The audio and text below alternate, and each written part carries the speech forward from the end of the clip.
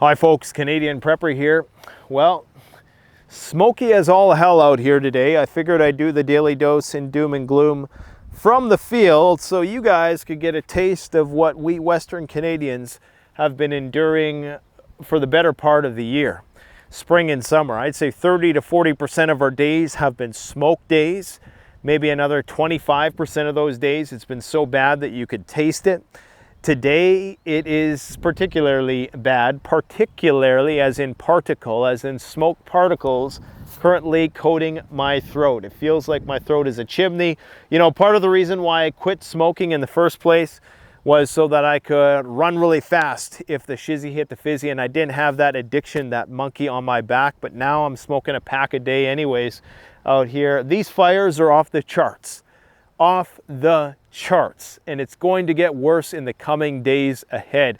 We need to talk about what's going to happen on October 4th across North America. Well, I think it's only happening in the United States, but that's a big chunk of North America.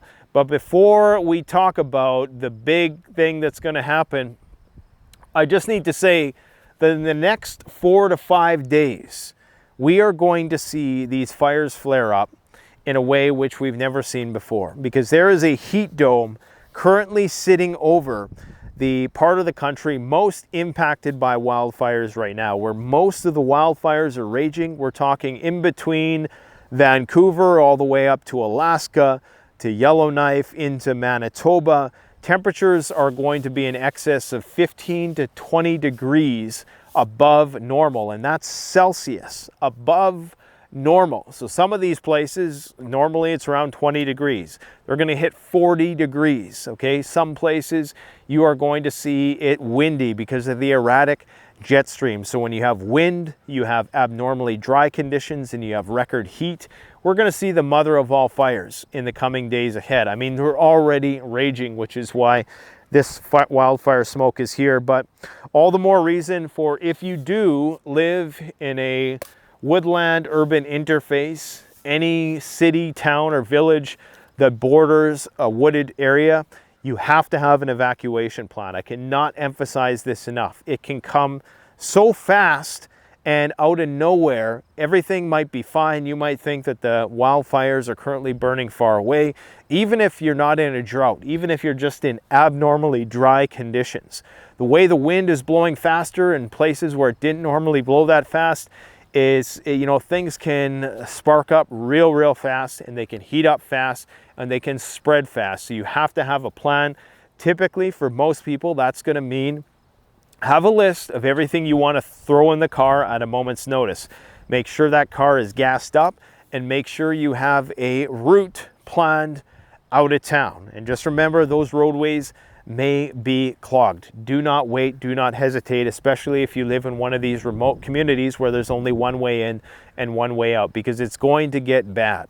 And all the more reason to prepare, because the governments, the municipal governments, provincial, regional, federal, they are inept, they are incompetent. And it's not even so much a charge against any particular government of any particular political suasion. Just government in general relies on protocols and procedures, which the current crises that we're facing aren't amendable to. So these crises that we're facing are on a scale that is just different. And we've seen how the government, I'm just seeing some pelicans flying by here, giant birds. Very beautiful birds. You know, I wonder what they're thinking with all this smoke. I mean, it's just insane. But what was I going to say? We've seen the way that governments deal with municipal scale disasters. I mean, look at what happened in Maui, and look at the response to that. Look at the delay in response to that situation, when it was clear as day. This is 20 years after Hurricane Katrina, and we still can't get it right. For one city, imagine 2 cities on different parts of the continent. How much do you think FEMA is going to be able to manage before they exceed their adaptive capacity, and before you are waiting for weeks, possibly months? I mean, if we're talking about a national disaster, you're waiting probably in the scale of months, probably over a year. If we're talking about a nuclear war situation, I mean, forget about it. We're talking about years, decades possibly, before the government gets it together. And we've seen the way that the government typically responds is they'll underreact first, and then they'll overreact. They will under-respond, and then they will come in, crack down, and they will do everything that they probably should have did, but to a lesser extent at the starts. We've seen that throughout the pandemic, and they're going to do the same thing when whatever future crisis rolls around. Now, what they're trying to do to make sure that they check the boxes is they're going to be doing a massive emergency alert test on October 4th in the United States. Massive emergency alert test is going to sound alarms on US cell phones. This is a test, but according to USA Today, it's going to be a very big test, okay? This is going to be everybody's cell phone across the United States. We've seen them do this in Hawaii. We've seen them do this in South Korea with their recent civil defense drill. We've seen that the senators have all gotten 50 satellite phones. We see the current geopolitical environment and how tense it is and how close we are to nuclear Armageddon. And they're sending us these signals right now. Now they're going to do a nationwide emergency alert test. I mean, the writing is on the wall. They're telegraphing what could potentially happen for anybody who has just a modicum of sense in order to pick up on these signals. Now, this is something they have done before, I should say, but I think in the current environment, it's a lot more meaningful. And I would hope that in the run-up to this, they're going to widely publicize it so to manage panic, because, you know, a lot of people are going to get this emergency alert and they're going to think that this is doomsday, even if they say it's just a test. The actual test is going to read something like this. This is a nationwide test of the emergency alert system issued by Federal Emergency Management Agency, FEMA, covering the United States from 1420 to 1450 Eastern Standard Time. This is only a test. No action is required by the public, okay? So on Wednesday, October 4th, the test is planned of the entire nation's emergency alert system, a tryout to ensure everything is working correctly in the event of a big national disaster or attack. So what happens after they alert you, do you think? Okay, there's an emergency. Go to the bunkers. Oh yeah, we don't have any bunkers. Go to your local emergency shelter. Oh yeah, there is no emergency shelter. Go home, hide under the bed, duck and cover under the desk, and kiss your ass goodbye. That's basically what it amounts to. So understand, with the New York PSA, I mean, they basically telegraph what the guidance that they're going to provide you. The extent of it is going to be, go inside, stay inside, and wait for us to tell you what to do. Please don't riot. Please don't make fires in your homes. Please don't go out into the streets and rob the food trucks. We are going to make sure that you're all taken care of, okay? But the government is incapable. They're just physically incapable. They don't have the logistics, and they don't have the effective decision-making skills. I was on a fellow YouTuber's channel the other day, and he was explaining how when the Maui fires happened, the fire chief was tasked with potentially sounding the alarm. But typically this alarm for the better part of that population was associated with tsunamis.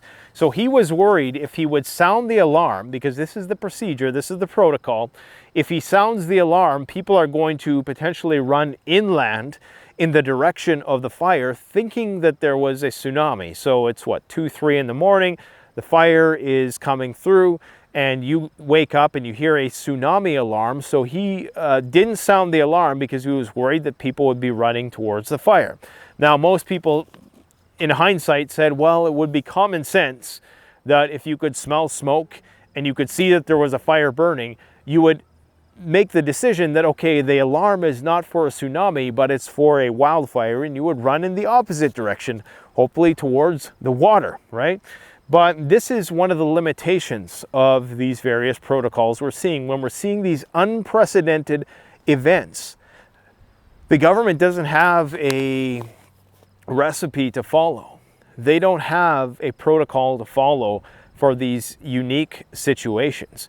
They don't have a protocol to follow even for the situations we've known about since the Cold War, because a lot of those fallout shelters, a lot of those plans are so dated, they're not amendable to our current technological environment, and I don't think that they're prepared at all if, you know, the worst case scenario actually unfolded, which is all the more reason why you absolutely have to take responsibility for yourself.